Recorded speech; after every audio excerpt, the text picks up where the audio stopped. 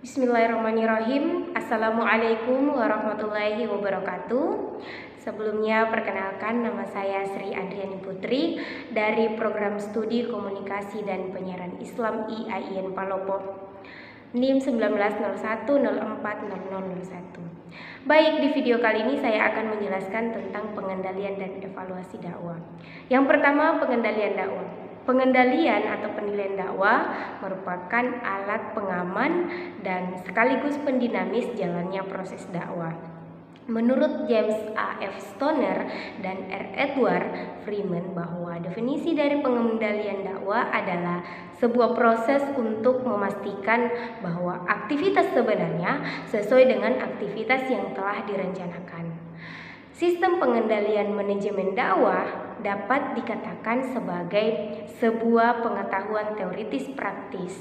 Karena itu, para dai akan lebih mudah untuk mencernanya jika dikaitkan dengan perilaku dari dai itu sendiri sesuai dengan organisasi.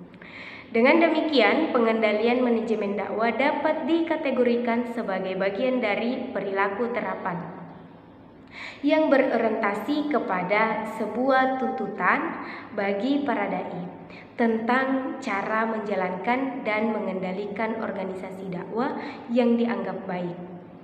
Tetapi yang paling utama adalah komitmen manajemen dengan satu tim dalam menjalankan sebuah organisasi dakwah secara efisien dan efektif, sehingga dapat menghayati penerapan sebuah pengendalian. Kemudian penjelasan yang kedua yaitu unsur dan proses pengendalian manajemen dakwah. Dalam konteks ini, Islam melakukan koreksi terhadap kekeliruan berdasarkan yang pertama, saling menasehati atas dasar kebenaran dan norma yang jelas. Kemudian yang kedua, saling menasehati atas dasar kesabaran. Kemudian yang ketiga, saling menasehati atas dasar kasih sayang. Di sini sangat penting kita perhatikan juga proses pengendalian ini bekerja ketika detektor mencari informasi tentang aktivitas dakwah. Detektor yang dapat berubah sistem informasi baik formal maupun informal yang menyediakan informasi pada pimpinan mengenai apa yang terjadi dalam suatu aktivitas dakwah. Selanjutnya bagian 3, fungsi pengendalian dakwah. Yang pertama itu menciptakan suatu mutu dakwah yang lebih baik. Dengan pengendalian dakwah ini dapat ditemukan suatu proses yang salah atau menyimpang dan kemudian dapat dikoreksi. Selanjutnya nomor 2 atau bagian kedua yaitu dapat menciptakan sebuah siklus yang lebih cepat. Yang ketiga untuk mempermudah pendelegasian dai dan kerja tim. Selanjutnya bagian keempat, efektivitas manajerial. Secara umum, manajerial dakwah yang efektif itu harus dapat melakukan hal-hal sebagai berikut. Yang pertama, menentukan visi, misi, dan sasaran jangka panjang dakwah. Kemudian yang kedua, membuat rencana pelaksanaan misi dakwah dalam tahapan yang realistis dengan pengukuran kualitas yang berkesinambungan. Selanjutnya, mengembangkan kreativitas dan daya inovasi sumber daya manusia atau DAI, pemberdayaan dan peningkatan motivasi serta kualitas kinerjanya.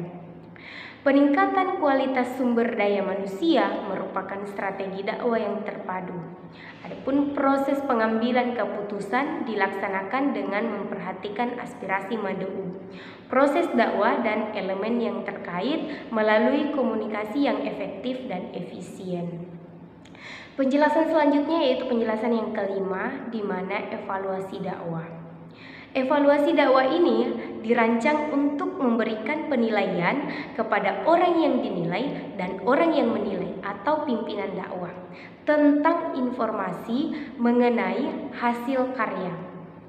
Tujuan dari program evaluasi ini adalah untuk mencapai konklusi dakwah yang evaluatif dan memberi pertimbangan mengenai hasil karya serta untuk mengembangkan karya dalam sebuah program.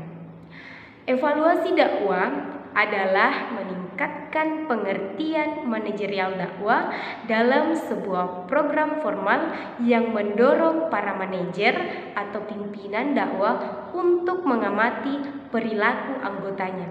Lewat pengamatan yang lebih mendalam yang dapat dihasilkan melalui saling pengertian di antara kedua belah pihak.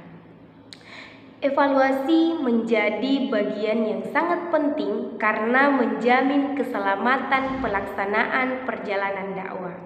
Secara spesifik, tujuan dari evaluasi dakwah yaitu yang pertama, mengidentifikasi sumber daya dai yang potensial dalam sebuah spesifikasi pekerjaan manajerial.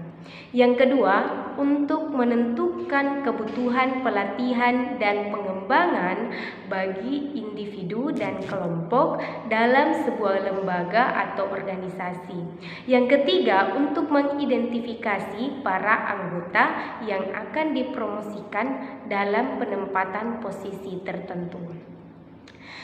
Baik, sekian video saya kali ini, semoga bermanfaat.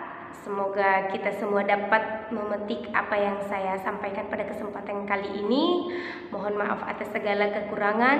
Nun wal qalami wa ma yasturun. Wassalamualaikum warahmatullahi wabarakatuh.